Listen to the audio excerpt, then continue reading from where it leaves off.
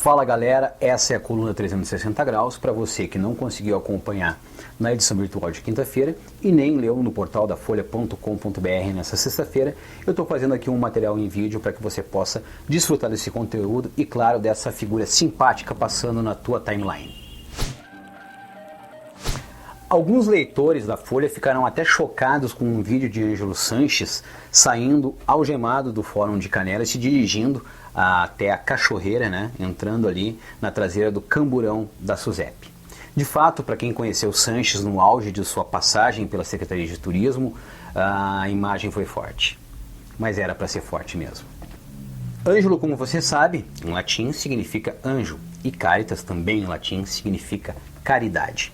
Se por um lado a operação policial não tem tido nem um pouco de caridade com os criminosos, especialmente colocando atrás das grades aqueles que se locupletam com dinheiro público, por outro lado, ao que tudo indica, nós estamos tratando aqui de anjos e santos caídos.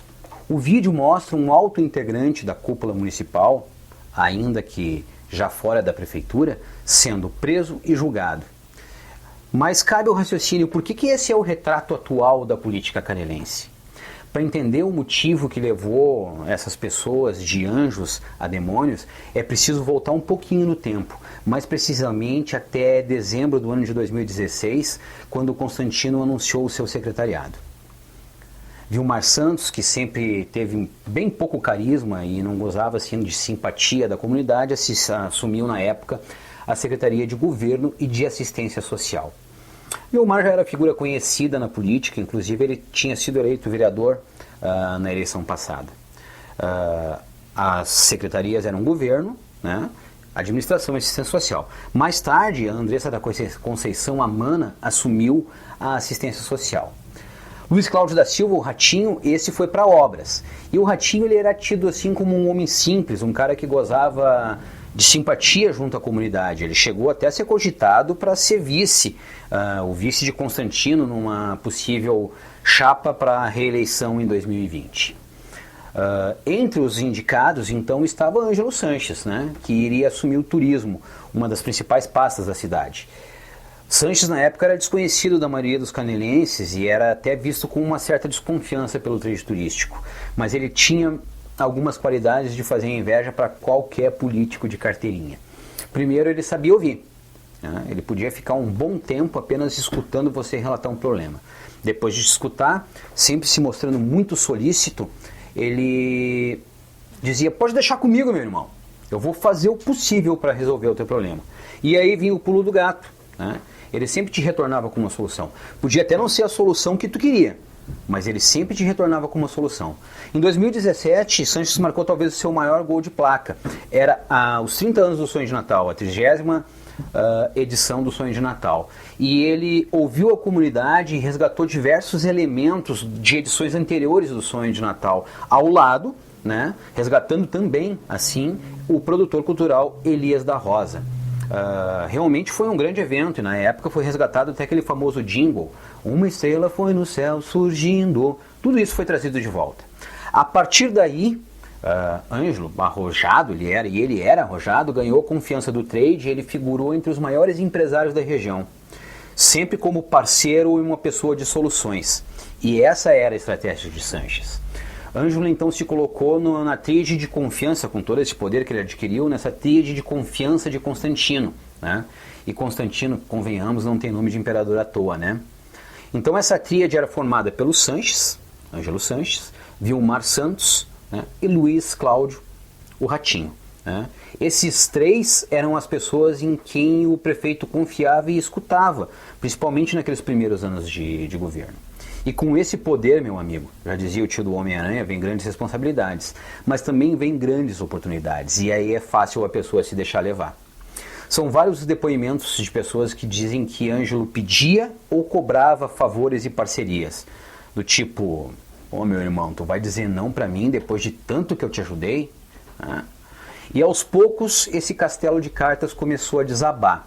Na primeira estilingada que o delegado Vladimir, que também não tem nome de imperador à toa, na primeira estilingada que o Vladimir deu, foram presos Vilmar, Ratinho e Alberi Dias. Esse último, vereador Alberi, né, que tem um histórico de problemas na família com parcelamento irregular de solo e outras cositas más.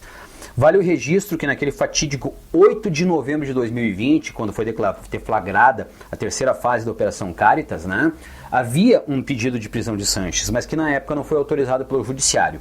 Então ele só foi alvo ali de buscas e apreensões. Aliás, aqui cabe um parênteses. Mana já havia também sido afastada da Secretaria de Assistência Social e Habitação, também por suspeitas de irregularidade, algumas cobranças com relação a parcelamento irregular do solo.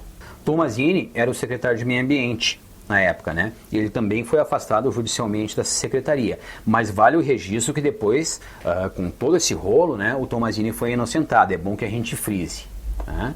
Então, assim, a equipe de Constantino ela foi sendo desmanchada, cada qual com a sua culpa e cada qual com a sua parcela de responsabilidade, ou irresponsabilidade, se você preferir.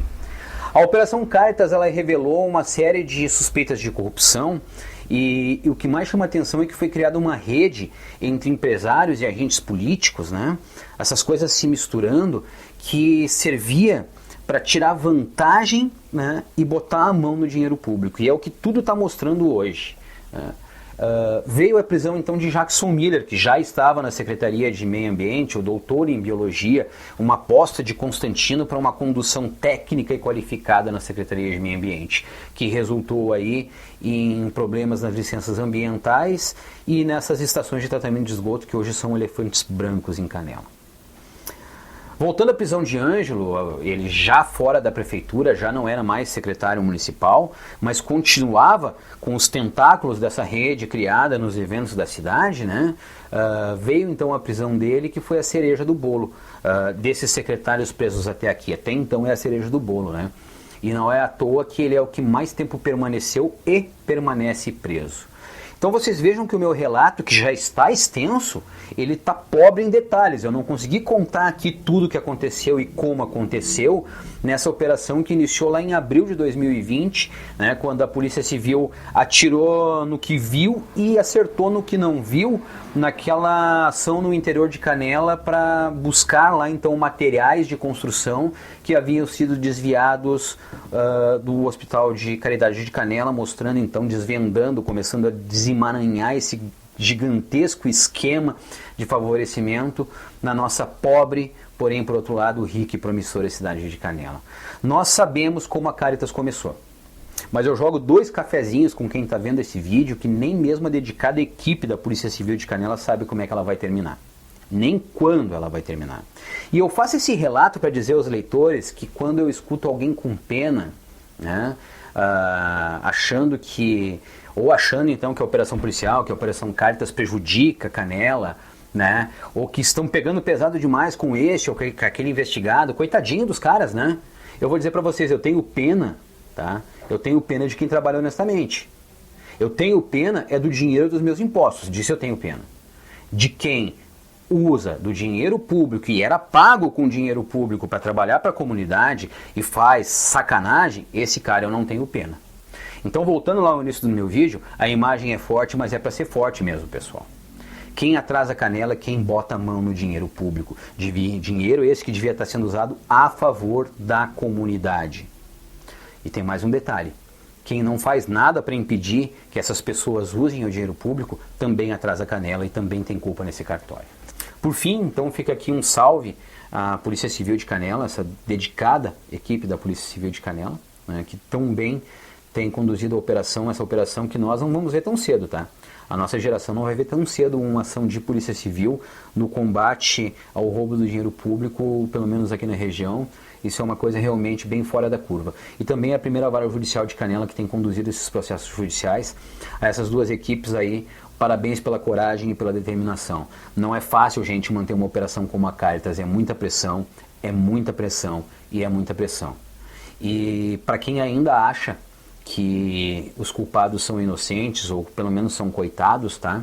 Eu quero dizer para vocês que hoje o remédio está sendo amargo, né? Mas a história vai mostrar que entre anjos e demônios nós precisávamos desse expurgo para conseguir levar a cidade de Canela à frente. Um abraço a todos e até semana que vem.